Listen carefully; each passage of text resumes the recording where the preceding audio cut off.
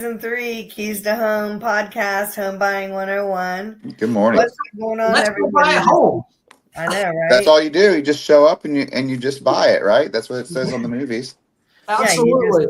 And you're selling your things on Etsy, and it's super easy. Before we jump into all that, what's everyone been doing the last week or so? Well, I'm mourning a really good football game loss this weekend for the Vols. Poor kid. Hey, you win some, you lose some. We were at a wedding. Not gonna lie, she already knows it. We were at a wedding waiting for the ceremony to start. It was an outdoor wedding, and we had the game on mute on our phone. Some of the people nearby us found out, so we were like giving updates, and then we had to we turned it off before everything actually started. So yeah, it was a beautiful wedding. For me, just kind of, still in recovery and just kind of moseying through each day and just getting back into the swing of things. So, okay. Yeah. Lance, what do you got going on? Well, I'm still transitioning into my new position here at Expert Lending. Of course, I just realized when I took a sip of my coffee, there's a shameless plug for an old bank I used to work for. But if I just switch hands, it straightens itself out, and I believe if it Loan Bust. There it is, Loan Bust. So there's a couple brands from the past, a 25-year. There you go, a 25-year sprinkled career. So loving it. I'm learning all the new systems. This morning I was working on some collateral that I didn't have ready for this call. We'll have it ready for the next one. Yeah, because next one we're talking all about loans and types of loans and specialty loans. So that'll be great. So the home buying process. Yep, I'm going to share a screen. When we did this the first time, way back, almost a year ago, we didn't have screen share down to a better science. So I'm going to try and do this. I want you to make sure that you can hear me as well. Screen sharing is easier with two monitors. Sure is, but that's not a feature we're doing today. Hold on one second. There you go. Can you see me? And is there a way for me to see what I'm doing too? Because I can only see my screen right now. So it's coming up as that. So hold on one second. I'm sorry. Technical glitches. How do you unshare for a second? Bottom. Stop sharing, right where it says stop sharing, Jennifer. That would be your big clue. All right, we're all stacked again. I know, right? Okay, hold on one second. So this should be the full screen share. There it is. Yeah, there's the full screen. Okay. Looks great. Okay, perfect. So now can I? No, of course I can't. There's no way for me to see what I'm doing while I'm doing it. So I'm going to have to. Well, we can see your mouse. So whatever your mouse is doing, we can see. Okay, yeah, I'm jumping back over here, though. Okay, so your journey home. Benchmark, really quick, I think we're now closer to 1,800. We're a regional brokerage in Middle Tennessee, Kentucky, and Alabama. I told y'all last week I'm getting my Alabama license as well since I'm so close to the line when I'm in Winchester. Can't go to Benchmark unless you've done 6 transactions and average 4 a year, I believe. You'll see my numbers in a minute. It's more than that. There are 3 agreements in real estate. You hire an agent to sell your home. That's one agreement. You hire an agent to help you find a home. That's another agreement. Then there is a purchase and sale agreement between the buyer and the seller. Okay. So they intertwine to some degree, but they're separate agreements and contracts. The average agent that you work with is going to set up a showing search for you. Agents who are in the top 5% of transactions will also look for sale by owners, expireds, and off markets. Y'all know that I have done this for a number of my clients. I think I'm between a half dozen and a dozen for sale by owners that I've closed on for clients. And then also, I've done some where I've written letters and said, hey, I've got a willing and able buyer. If you're interested in selling, they would like to be in this neighborhood if your home works for them. Well, I'll vouch for Jennifer on that. In 22 or 23, Jennifer went to a town called Winchester. She literally went door to door and wrote letters, and the grand finale, the crescendo was 2 houses right next to each other selling to 2 people. It was really cool. Great example. Yeah. Sorry, I jumped in. No, you're good. And then the other things that I do is I network with agents and other professionals. This is what I have somebody looking for. This is what I have someone getting ready to sell. Do you know someone who might be interested? Social media posts, the reverse prospecting, the writing letters, benchmark agents. Obviously, I just said that we're a very active brokerage, and we communicate with each other about what we have coming up. And there are some homes that for various reasons people don't want on the MLS, and so we have access to those. These are just some of the reviews and recommendations that I've had written about me from buyers. I have others from sellers. Agents, I have a very good rapport with other agents as well. And since my first full year in the business, I've been a top producer at whatever brokerage I've been at. So this was updated at the end of 24. And these are just my buyer sides. You'll see that I average just under, for the most part, 100% loan or list to sale. So history major math, if you're selling a house for $100,000 and you close on it at 96.5, then you closed it at 96.5%. If you notice in 20 and 21, I did not have astronomically above asking, even though that's when people were going 20 and 30% above ask. My highest above ask was 106.49 to listing price, because we wanted to make good offers without issues on appraisals, among other things. And there are other ways that you can get a contract beyond just the amount of money you're offering. So on some of those, maybe the person needs to stay in the home longer. Maybe they need a quick close, and I can refer on Lance to be able to get me closed very quickly often. When you have a game plan, you need to put together what is your timing for moving, what you have to have, and what would be nice to have. That's your needs versus your wants. And why are you moving? And I'll be honest, when you make the huge list, and it's about a 2-3 page buyer survey I do, you will get probably 3 of those. And if you're a couple, one person is going to get more of their things than the other. That's just the way it is. But the timing is really important. I know we're going to talk about some young buyers here in a minute, but first you identify your home goal, establish your funding, then you look for homes, search for homes, then you go out and you see the homes, then you craft an offer based on what is important to the seller and important to the buyer and what they can offer each other. Not, sometimes, like I said, beyond money. Then you do your professional inspections, appraisals, you negotiate again based on those findings. You have your move plan in place, you do a final walkthrough, and then you get to closing. There's been a lot of confusion in real estate about how buyers agents get paid. So that one of those 3 agreements is between a buyer and their agent. It's called a buyer's agency agreement. You can negotiate with the seller to pay the buyer's agent's compensation. The buyer may have resources to be able to pay you on, their agent on their own. Or you can sometimes add equity from your current home. I've done this on a for sale by owner. The seller did not have the margins to pay all of the buyer's agent's compensation that we had agreed to. They paid a portion. And then, again, history major math. Let's say that they paid $3,000 and there was another $5,000 that was owing based on the buyer's agency agreement. I was selling their home as well. So we were selling their home for, let's say, $12,000. And we added that remaining 5 from the closing of the purchase to the 5 or to the 12 that they owed. So on the sale, I made 17. Or you can do any combination of the above.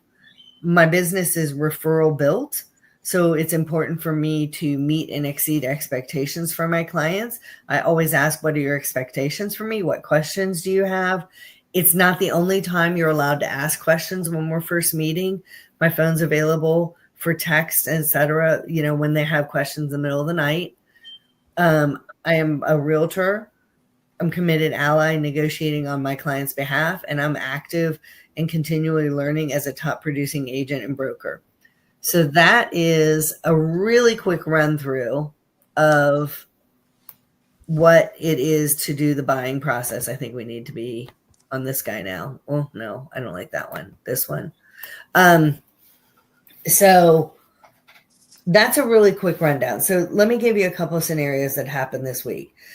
I get a call from a past client. Hey, my son is getting ready to get engaged. They want to buy a home soon. Or no, my son's getting ready to buy a house. That's all I knew. I said, okay, let's talk. So he and I communicated. I said, the first thing that we need to do is we need to do a buyer's orientation. Even if you bought with me before, this is how does real estate, or if you bought a home before, whether it's with me or not, how does real estate work in Tennessee? Because there are state specific things. How does real estate work with Jennifer Weithman? Because I have specific things that I expect. I work as a team with my clients.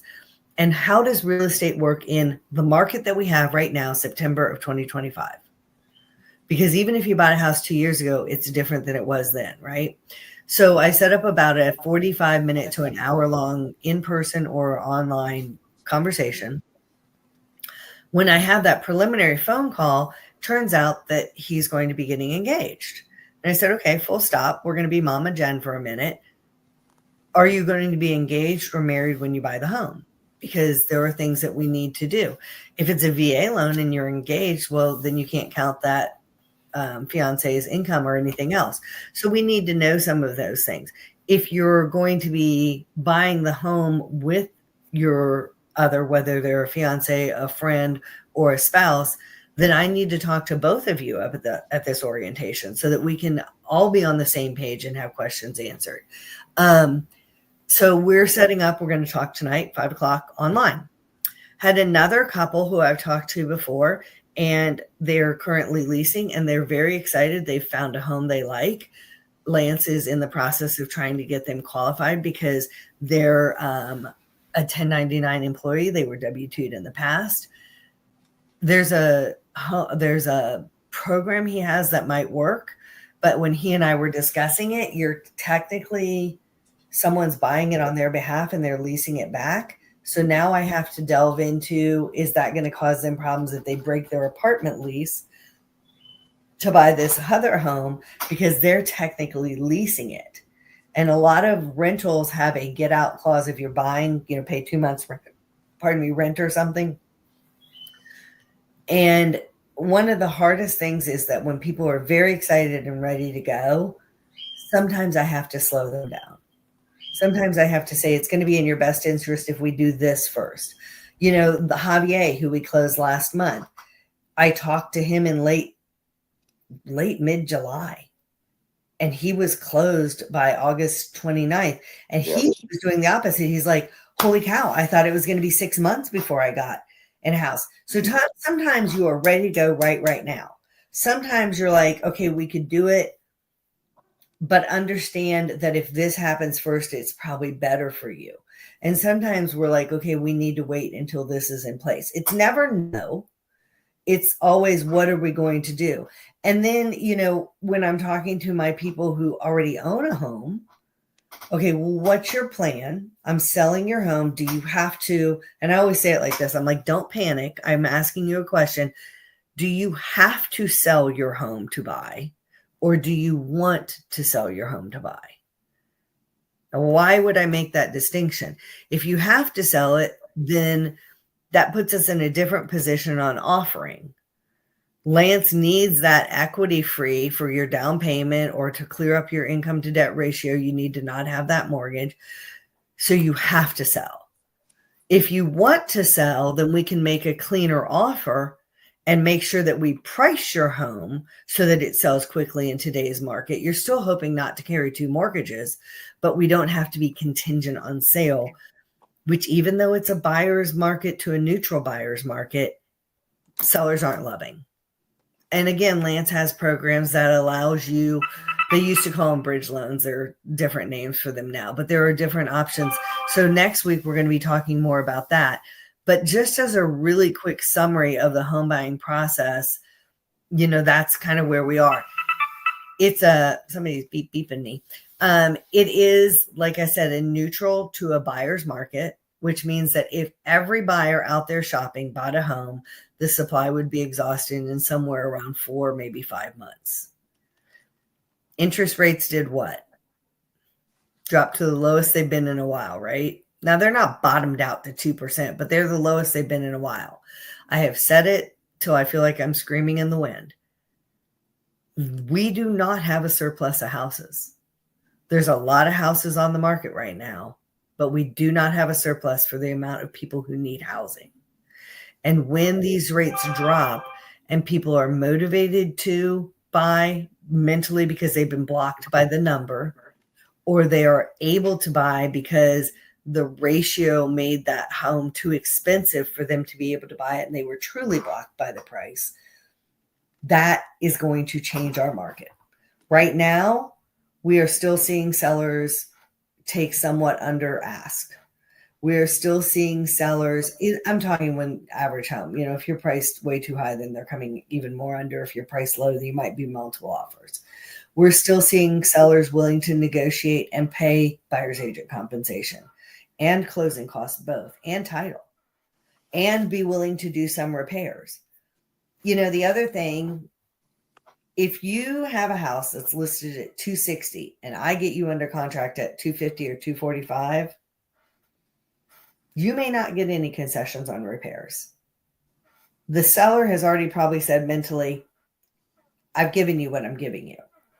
And if you need them to pay for repairs, then sometimes what happens is if they don't have the margins to fix that for you, then maybe instead of 245, we go back up to 250 and we ask those repairs be covered. So anything you guys want to add to the right now in real estate, just a quick overview about how purchasing goes? I'd like to add something, then have Mark comment on it. Would that be okay, Mark? Yeah. I know this is on his mind with bated breath, what I'm about to bring up. So these aren't, I was going to use the word clarification. So Jennifer mentioned above interest rates coming down. So the Fed has not lowered interest rates, but it does look like they will do that probably this afternoon. So today's the day that they're going to maybe lower interest rate. What's happened over the last few weeks and month is some people on the Federal Reserve Board. So there's a board of governors. There's several different people that help make that vote. They get together in Jackson Hole, or they do it online, and they make this vote. A couple of them kind of made some off remark. Mark can talk a little bit more about this. Made some off-color remarks about, maybe it's time that we change the interest rates. So basically, what happened about September 3rd or 4th is we saw mortgage rates take a pretty big, what the news is calling a drastic drive, but it dropped, and we haven't had one in years, so it's been very well received. What I want to talk in saying that, how the mortgage industry, the market works is usually when we know something's about to happen, they bake it in. What that means is, hey, this thing's going to happen. Let's start taking advantage of it now. Well, we don't need to wait for 2 weeks to get interest rate down and get this massive bubble of refinances and potential sales. Let's do it now. We're a just-in-time economy. So that started to happen. But while Jennifer was talking, I'd like Mark to come back to that in a second. 3 things. While Jennifer was talking, I realized that a lot of Jennifer and I's, the ones I'm honored enough to work with her on, her first time buyers, they're young, very young. From her, her children have all own homes. To Javier, the gentleman we were talking a minute ago, just others. And he was on the up end of it in his early 30s. Got it. So I looked up some statistics. I'm like, what's the average home buyer's age? And guys, it's the highest ever right now for first-time home buyers. It's the highest ever recorded at age 38. Now Jennifer and I we're seeing a little bit different of a trend. It may be the pool we're fishing in, but the reason why is perception. I think a lot of young people are working in what we would call the gig economy, which we can talk about in another episode, and why a gig economy income might be a little bit difficult. Yeah. But people are, saying, hey, it's taking large down payments and the interest rates. And I won't get kicked off YouTube for this, but I call BS. And I'm going to say this last thing and hand it over to Mark. I call it BS. So the news wants to trumpet, oh, it's because prices are so high, and it's because the rates are so high and the down payments are so high. Well, is it really, or is it the fact that we've got the highest revolving consumer debt we've ever had in the history of our nation at 29%? And when you pull back the veil, now I can buy a house, rates are low. Oh no, I've got all this debt. And that's where Mark comes into play. Mark, can you speak to that a little bit? Yeah, absolutely. So, and as Jennifer was talking, and that's the stuff that was coming into my mind. When you don't have debt, when you attack your debt, when you don't have $1,000, $1,200 car payment going out, all of a sudden, buying a home becomes a reality. It actually can exist and actually be a goal that you can achieve. So absolutely, Lance. I think the last time that I checked, we're seeing credit, amount of credit and debt taken out is still increasing. Even after, I think the last time I checked, it was around $18 trillion worth of debt that Americans are carrying. It's not going down. But however, and you kind of touched on it, that I've been inspired by some of the younger folks that understand the power. They're in that Gen Z young generation. They have understood the power of their income, and they've seen their parents suffer through debt and not being able to think. Yeah, they're not being able to see, they're seeing their parents have struggled through it, and they've said, you know what, I'm not doing that. Yeah. And some of the, just to finish up real quick about what Lance's comment, I'm seeing kids in their 28 to 32-year-olds out of college, no debt, and they're halfway or 3/4 of the way through paying off a house, because they understood the power of wealth and the power of their income and the consequences and the detriments of carrying debt like their parents did for 30 years.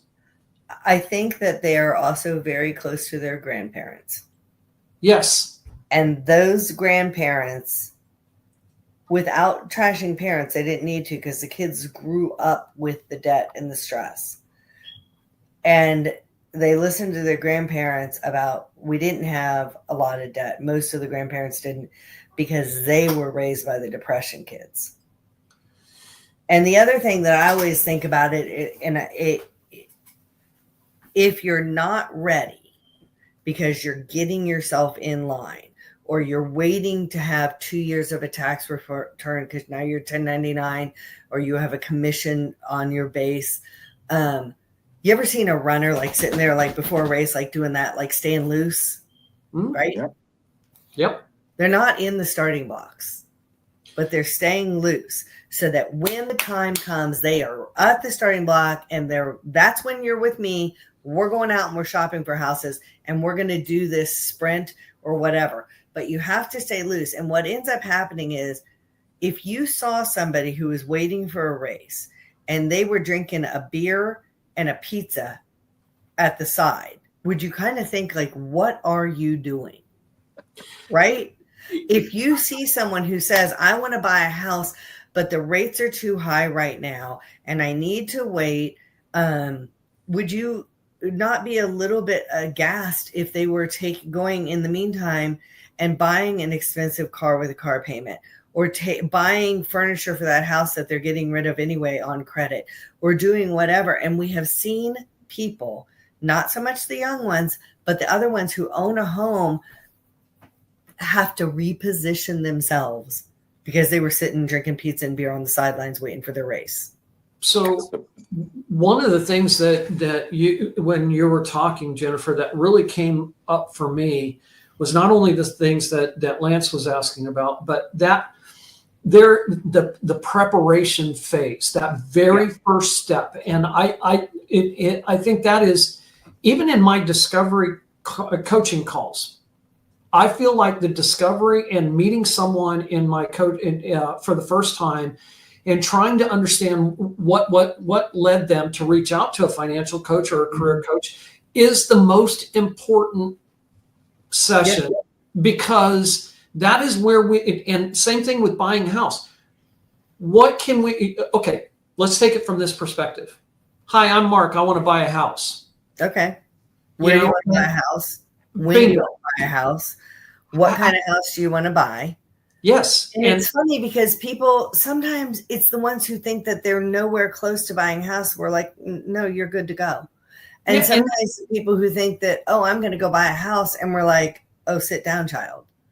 Well, and exactly. And I think between the three of us, with all of the expertise that we have throughout this entire process, from coaching you from it's not yes yet, it may be no, and to your expertise in the realtor, in being a realtor in the Middle Tennessee area, to Lance's expertise in mortgage broking, mortgage as a mortgage broker.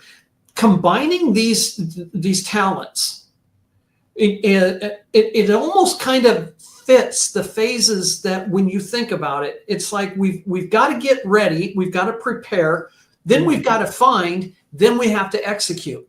Yeah. And really, I want us to focus, and probably off camera and off session or podcast, probably for us to get together and say, okay, how can we even be more streamlined in approaching the clients that come to us? Yeah.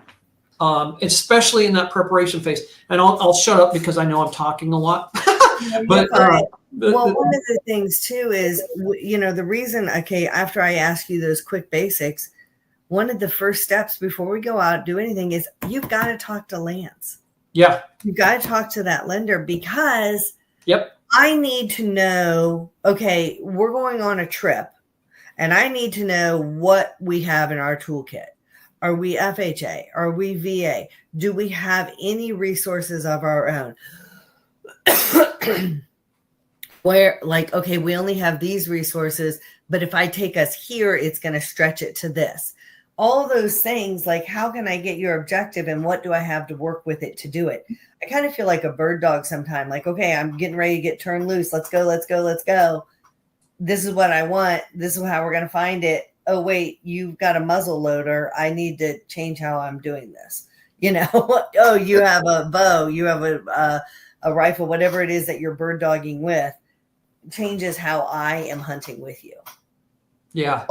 Ultimately, in doing this, the reason that we are doing these podcasts is so we can help educate people that they'll find this video online and avoid what I'm about to tell you, like the story I'm about to tell you. So we're an economy, or we're a culture of, I think Jennifer and I talked about this. Is Amazon, what does Amazon really do? Are they a retailer, or are they a convenience company? Yeah. They're a convenience company. And so when we want something as a society, the reason is that the man that owns it is the richest person in the world. And when we want something, or I need to work, I'm like, oh gosh, do I have time to run to Walmart today? It's a great retailer. It's going to have the better price. I just don't have time. I'll just order that set of pens, and it comes. Time is money. Bingo.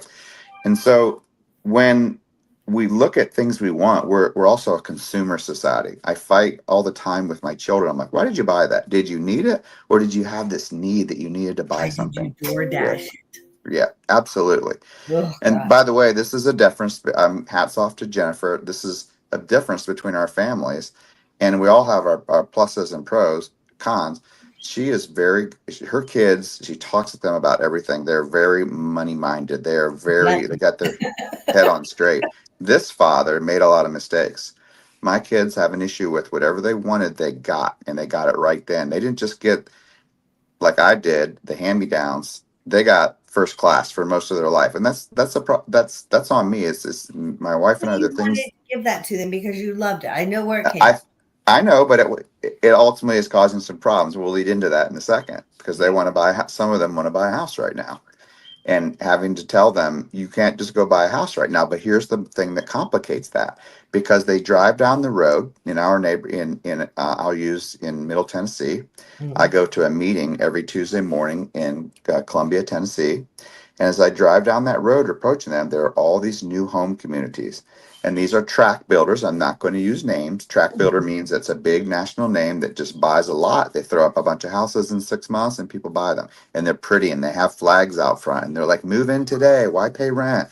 Yeah. And what happens is somebody's on their way down to Texas Roadhouse to have dinner.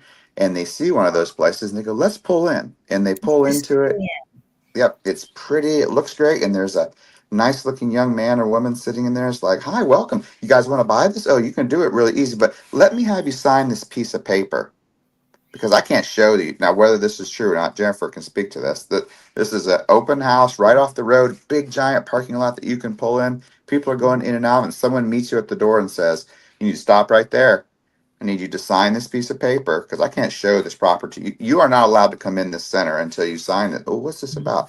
Well, it basically means if you like anything that's here, you got to buy it with me. I'm going to be your agent. Now, Jennifer can talk to that in a minute, but that's kind of one of the things people are running into. So now they're all excited. They want to go in. They sign that piece of paper and they want to go in. And the person's like, oh, yeah, you can do this today. And if you buy it and you use my lender, I'm going to take $10,000 off. Well, can I use my own? Absolutely not, because you just signed that piece of paper. You've got to do what we say. Is that true? May or may not be. Actually, it's not true. You can use who you want. But they're being bombarded with consumerism. They're being bombarded with sales. They might want to meet with the three professionals on this screen, but they're in the here and the now, this consumerism type of thing. So that's why I think in the back of our minds, we all started this podcast, is let's educate people and help them make better decisions. And so I have some family members that are going through exactly what I just told you right now.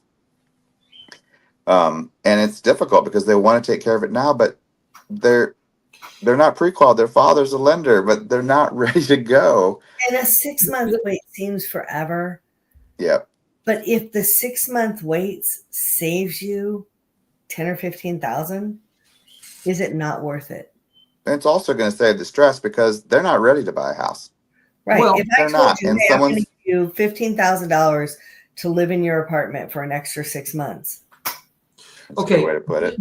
This is where one of the key. So what we're talking about is in the coaching world is our mindset and battling our inner voice that gives us permission for the consume now, pay later mindset. And there's a lesson that I coach my clients through. And for anyone listening, this is absolutely a fantastic pro tip for you.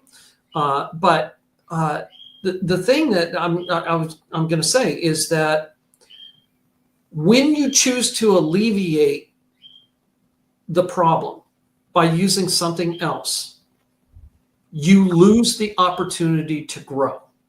Yeah. When you choose the harder path, when you choose to work through obstacles, and this is directly from how I coach my clients. When you choose the harder path and you approach every obstacle and you come through each obstacle, yes, you don't get that house today. You might have to go through those hard obstacles, or you might not get that thing that you want to consume right now. But when you do that, you give yourself a chance to grow. Yeah. I think there's also the dopamine thing of it too. Yeah. I'm frustrated here. I get this bright new thing and it's lovely, and I'm going to have the dopamine hit and I'm going to move in. But then when you move in and you're not ready, even if you were able to do it, it's tarnished. And are you, and if you're ready for that dopamine hit and we say, no, you got to hold up a minute, that's an ugly internal feeling. And sometimes that's a backlash on us. But if you go ahead and you are able to buy, and you would have been better to wait just a little bit, then it does tarnish that, because now you're stressed and living in the home, and that home becomes, this becomes the burden. You know what, Jennifer, you just said the key phrase. It no longer is a home, it becomes a burden. Yeah, it's not a blessing, it's a burden, and I don't like that. No, I don't And either. ultimately, that it's a whole bad experience because they're not qualified to buy, and it's not happening right now. It Yeah. just isn't. But that's why they need to meet with Mark, and that's why we need to surround yourself with professionals. That's why they need to meet with Jennifer, because she's going to have these hard conversations up front and guide and shepherd.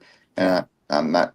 It's a societal thing. A lot of these things are missing. A lot of people are going to their computer. By the way, Mark, there's 2 great AI clips about 3.5 minutes ago that you said that are going to be money that I better see posted later today. I Direct. hope, yes. And the other thing too, you just said something that made me think about the hold on a minute. What'd you say? Blessed heck. Something I said? No, something Lance said that with Jennifer, they're not ready right now. Oh, I know what it was. It brought to mind another client that we had in the past. Where there's a will, there's a way. But sometimes you don't want to do that. We had somebody who wanted to get into investing. They were still living in their parents' home. And I said, the first step is to get your home. And that was what? I'm like, no, the first step is to get your home. And they're like, well, I'm going to buy this with an FHA owner occupied loan, but I'm not going to live there. I'm going to rent it out. I'm going to rent it to my brother. I'm going to make that bank from it. I'm like, no, that's mortgage fraud. Well, I'm not going to get caught. Well, there are ways that you can get caught. And I'm not going to be a party to it because I don't need to be involved in that. So, the young, we talk a lot to the young people, and there's a lot of them who are really smart. There's a lot of them who are really scared. There's a lot of them who are listening to things that may have worked for someone else, but were not legitimate ways to do things. So it's just about educating people and making sure that people are getting and doing right. The same thing, Mark, buy your own home before you buy investments. If somebody was renting a home, not yet buying, but they want to buy within a year or two, and they're cleaning up their debt and their credit, should they be investing in stocks and such? No, you want to. No, I ran into that too. You want all available cash to improve to let's go back to what we just said. We don't want that house to be a burden. We want it to be a blessing. When you and I can step into my house right now and talk about the $8,000 repair that I had. How it's not a blessing when you're trying to figure out how to fix something that's $8,000 and you don't have the money to do it. I would say I have those hard conversations, and in my coaching sessions, and some of those are right. I have to go that. I wouldn't be a good coach if I didn't. Right. But I think the only investing you should be doing if you don't own a home yet is a matching at your employer. I think that's the only one. Right. I may be wrong because I don't do a lot of investing, but it seems logical to me. Now, once you have the home and an emergency fund and you've got sinking funds for other things, that's the time to then start investing. Yeah, absolutely. There's a point where you've got to make a decision, saving up a down payment for a home, depending on what that is, what that looks like. You have to look at how much you have a zero down. Well, you may or you may not. And it all comes back to what available cash do you have from your income to be able to accommodate. If you don't have to do a large down payment, okay, we may be able to invest and save at the same time. But if there's a larger down payment that you want to do, and by the way, invest meaning you're working with a financial advisor. I'm not a financial advisor, so if I misled there, I want to correct that. Sure. But number two, if you need a large down payment, yes, you may have to pause your investing. And a lot of people will say, "Oh my gosh, then I'm going to lose in my retirement." Hold on a second, because here's the mindset. The tunnel vision is you're thinking about what you're losing. Well, I'm going to throw this out to anyone listening. Are you not investing if you're saving up money to buy a house? Right. Is that not a different form of an investment? So even if you've paused your contributions, and you're saving up money to purchase a home, you're purchasing an asset that appreciates in value. That would be a positive investment. Right. Well, and Lance, let me ask you too, if you have a VA loan and you, first of all, you save up money, so you're not having to ask the sellers for closing costs, you may get the home at a lesser price. Yeah. And additionally, even on a VA loan, if you have your closing costs covered and then you still have additional assets, does that impact the rate that you might get? Like, isn't that looked at well in that algorithm of how things are done? No. Not on a VA. Okay. It's but there across the board. are on some of the other ones, it does come Yes. into how much assets you have is an important part of the algorithm. Absolutely. So. Yes. That's interesting. I may want to talk to you. I need to talk to you, Lance. Yeah. But I think there's in purchasing a home, we're talking about home buying 101. Mm-hmm. There is the mathematical side of this that we need to all get ready for, and help clients through. But there's also a mindset portion. There is a mental side to this as well. And home buying is emotional, 100%. That's why we stage things. That's why we present things. It is, and I want people to have that emotional connection to the home they're buying, but I don't want them to run and lead all with emotions. You have to have the balance. 1,000%, Jennifer. Great thing to say. Well, we're right at 41 minutes. I think it was a good session today. Yeah. A lot of things covered, a lot of great AI. Mm-hmm. Hopefully we'll have a little better opportunity of things uploading correctly. Yeah. So but I'm gonna teach Mark some how to do some AI clips, and then I'm meeting a painter to get do an assessment on a quote for a listing I have coming up. Then I've got a repair meeting today on negotiations. What do the buyers maybe want from the sellers, and what can we get? And then a buyer orientation. What's the rest of y'all's days look like? Go ahead. I'm off to meet a client in Murfreesboro who just bought 15 acres in Reedyville. He wants to build a house on it. A long-time Air Force friend of mine.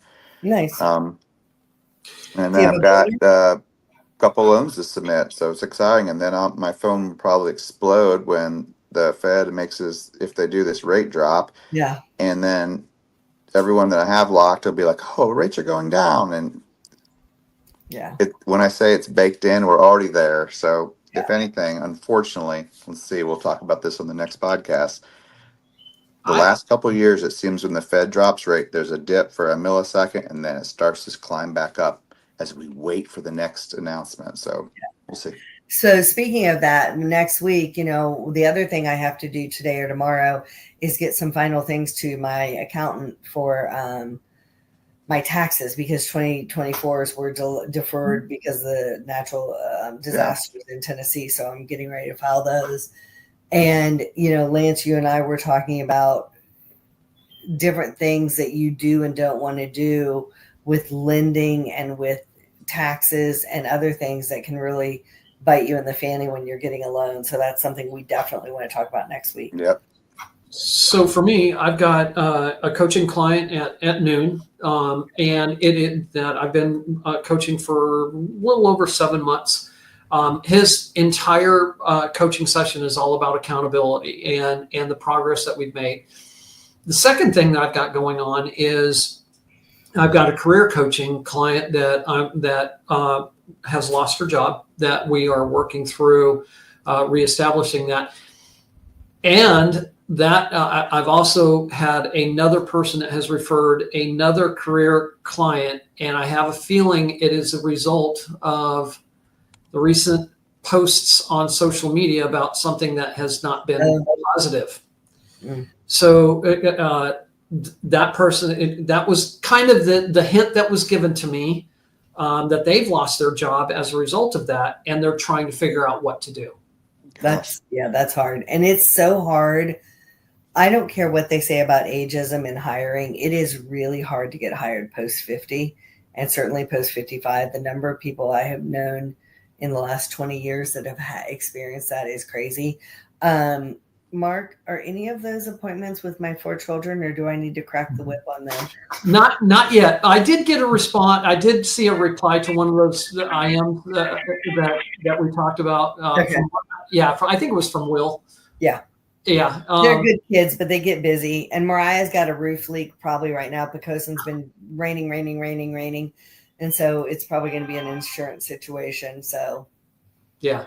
But, you get these things, you're like getting ready to get this, and then this happens, and then you don't get back to it. And you have to make things that are important a priority. And setting a budget is an important priority. Yeah. Great session today, you guys. Yeah. Loved it. Good job. Go out and stay busy. And we'll let the Everybody next week. do things. Yep. So, Bye, guys. see ya.